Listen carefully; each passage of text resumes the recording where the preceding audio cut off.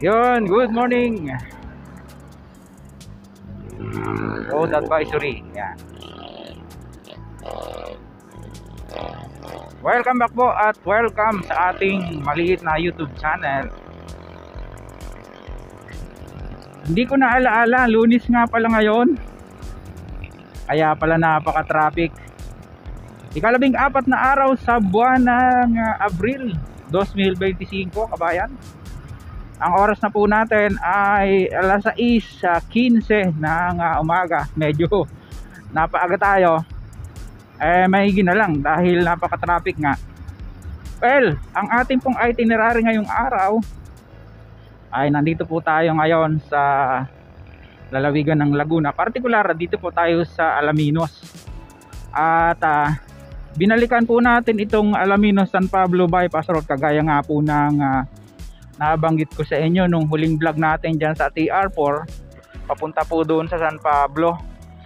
Sa bungad ng ating video nakita nyo may road advisory, no? For light vehicles lang po ito. Ito pong San Juan Bridge at saka yung Palma Bridge dyan sa una-unahan ng konti. At yan naman, na-segue na rin po natin yan huling vlog natin dyan sa SLEX TR4. Papakita ko lang sa inyo yung isang tulay. Then puproceed na tayo doon sa Barangay San Miguel dito na sa San Pablo.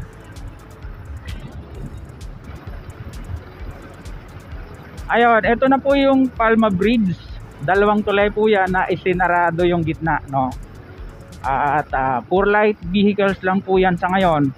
So hindi na rin mamumroblema yung ating mga kababayan sa ngayong holiday, no? Sa uuwi sa kanilang mga probinsya dito po sa bahagi ng Timog. Sa ganda ba yan, no? Pagsikat ng araw dyan sa may Mount Banahaw. Ito pong nasa left side natin, yun nga po yung nakaparallel dito sa bypass road. Yun po yung SLEX TR4. Proceed po tayo doon sa Barangay San Miguel dito po sa San Pablo na. Stay tuned. Ayun, nandito na tayo sa may Barangay San Agustin. Mayroong tarpaulin dito yung DPWH. Ayan, notice to the public. Property located at Barangay San Agustin, Alaminos, Laguna with lot 1505 registered in the name of Maria Diong Lay at all. As per lot data computation from DNR, will be traversed by DPWH Region 4A project construction of Alaminos San Pablo City Bypass Road, including bridge and draw, Laguna 3rd LD, Laguna Province. The owner of the property has 30 days from this date, October 22, 2024, to appear and coordinate with DPWH Region 4A at our office at Canluba Interchange. Yan, dati na pala po ito. Ayun, kasi isa po ito sa bahagi ng right of way na hanggang ngayon hindi pa masimesemento. Pero in fairness, napaluangan na po yung daan na yan, no? Then isa pa po yung dyan sa may Barangay San Roque, no? Yung pagtawid ng Alaminos, Lipa Alaminos Road, makitid pa yung bungad. Isa pa rin po yan sa hindi ma-resolve, no? Napakabilis sana ng biyahe, kabayan. Lalo na yung wala naman kayong sadya dyan sa bayan ng Alaminos sa San Pablo at kayo ay biyahe ng Quezon and papunta ng Bicol region, no? Rest of Quezon, saka yung mga pupunta ng Visayas sa Mindanao gamit ang by land, by Roro, or sasakay ng barge. Napakabilis sana, kaya lang tingnan mo naman hindi pa mayari-yari. So sayang, no? Tagal-tagalan nito Ayan, kagaya nga po ng nasabi ko sa inyo kanina, puproceed tayo doon sa Barangay San Miguel. Yung alignment dyan okay na, kaya lang hindi pa rin siya mapalakihan.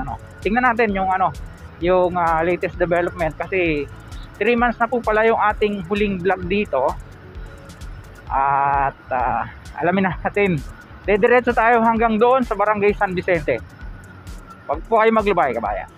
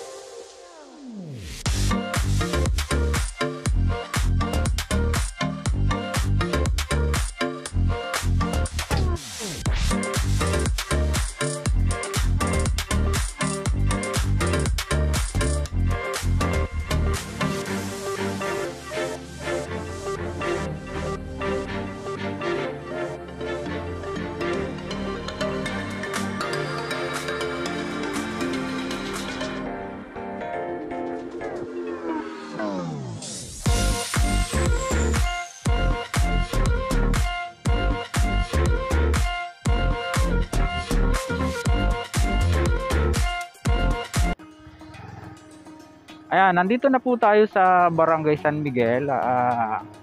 San Pablo na po nakakasakop nito. Ito pa po yung isang right of way pa na medyo lumuwag na. Lumuwag na yung kalsada. Kaya lang nandito pa yung mga kabayan, no, na mga tatamaan po talaga ng yan. 'Di ba? Oo. Maya po tayo kukuha ng aerial shot. Medyo pataas-taasin lang natin yung araw para po makita natin yung view niya sa taas, no. Tama mo, dahil pa residential dito natatamaan. Pero sa kabila, dati kung mapapansin niyo yung mga unang vlog natin dito, ay gubat pa yan, no. Pero ngayon pwede na natin siyang tawiran. Hindi lang ata pwede yung mga 4 wheels. Tingnan natin. Pero tingin ko kaya na yan, no. Kasi ngayon po ay summer. Halos nasa peak na tayo ng summer. Dapat sinasamantalan nila yung pagkakataon na ito ay paspasan. Dahil pag nagtag-ulan, siguradong matetenga na naman to ng matagal. Dahil mahirap ma-access, no? Kagaya din po ng ating ginagawa. Dahil ngayon ay summer, ay sinasamantala din natin yung pagkakataon na makapag-share sa inyo ng mas marami pang mga proyekto. Hindi lang natin talaga kayang puntahan yung iba. Yun. Ito yung progress dito, kabayan, oh. Good morning po. Ganda na. May mga pier heads na or coping beam. Nalilito kasi ko. Pag yung papatungan ng girders doon sa kabila, magkabila, coping beam daw. Oo, yun. Tapos yung doon sa kabila. Pero wala. Baka maya pa ang gawa nila, maaga pa eh. Pero pag ganito na nakapatong sa columns, no? Ang alam natin, pag nasa itaas ng columns, pier head yan. Pero tatlo kasi, diretso, ayan, lalaki. Grabe. Kaya ang 4 wheels dito.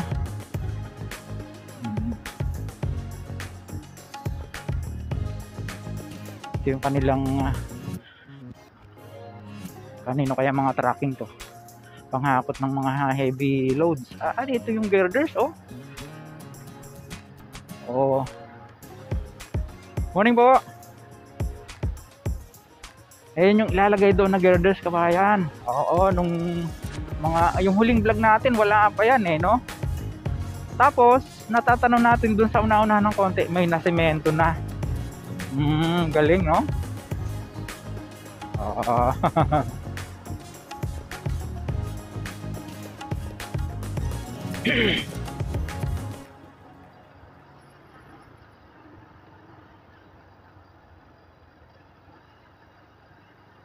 Tanong, kaya?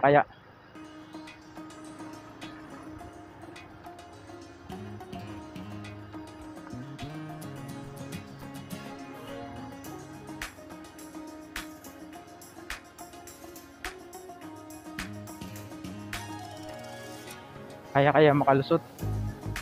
Makakalusot kaya tayo. Oo, galing oh. Kasi may tambak eh. Parang hindi, no? Negative.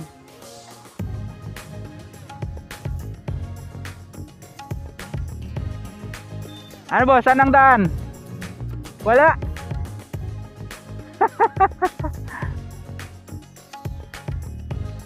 Ayan. Cut muna tayo ng video dito. Hahanap tayo ng alternatibong ruta. Tingin ko doon, iikot doon. Ayan, no? May daan doon, ayan, no?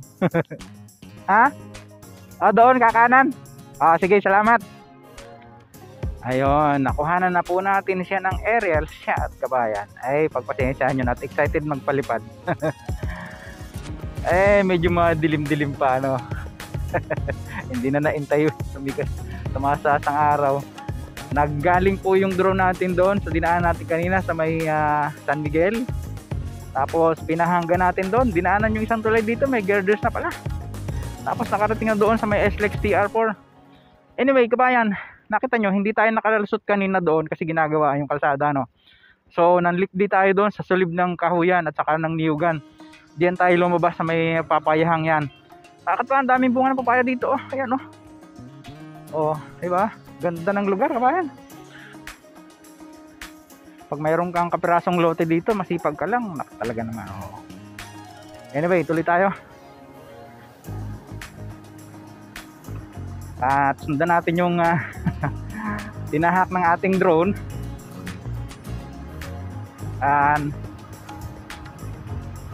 Habang nandyan siya sa taas, dito naman tayo sa baba, no? Dire-diretso na po natin to hanggang doon sa excuse me po, sa Barangay San Vicente. Nasa National Highway na yon.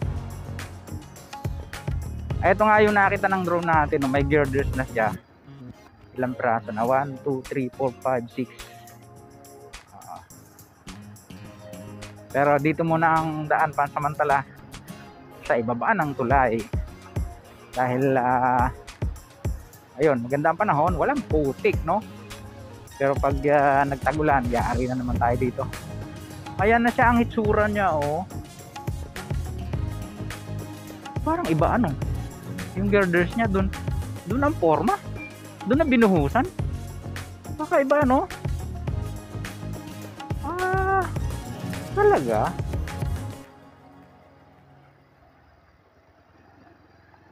Yes, ano?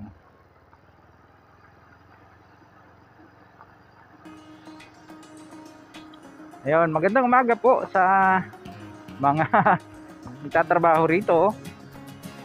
Ayan, maya pang alas 7 siguro yung pasok nila. Mag-alas 7 na. Dito yung kanilang barak. Ayan.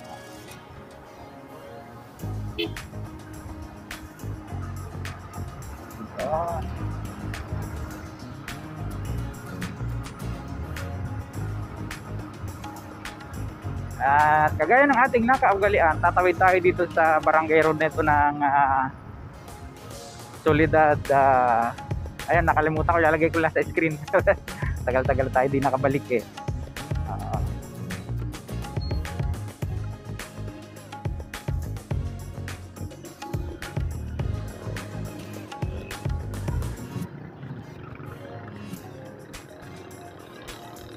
Ayan, TR4 na po yung inyong nakikita na yan. At medyo nag-lost signal na nga yung drone natin dito. Hindi natin masyadong napataas, no?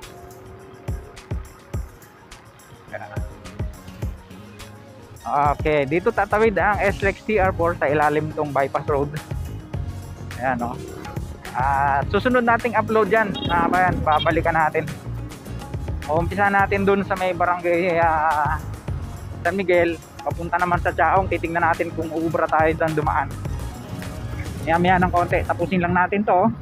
Siguro maganda-ganda na sikat ng araw mamaya.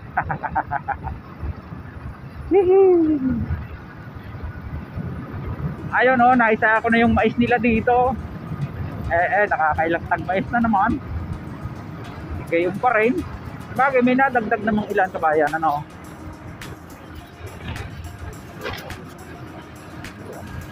Yung ating palang mic ay nagwalwal. Ha? Uy, nagsiset up. Uy, walang yawar ko yung sasakyan. Disgrasya siguro dito.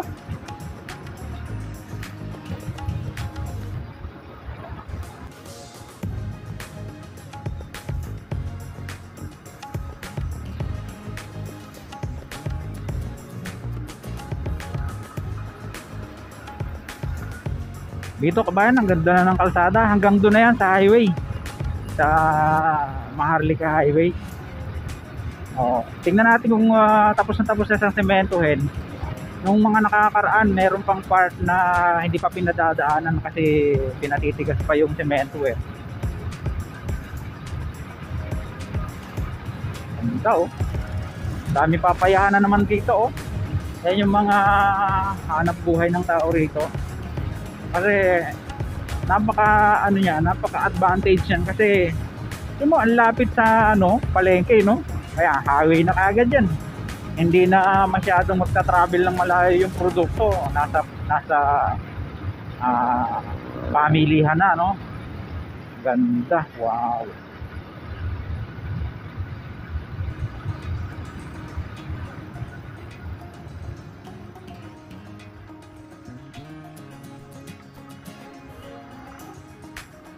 Paano?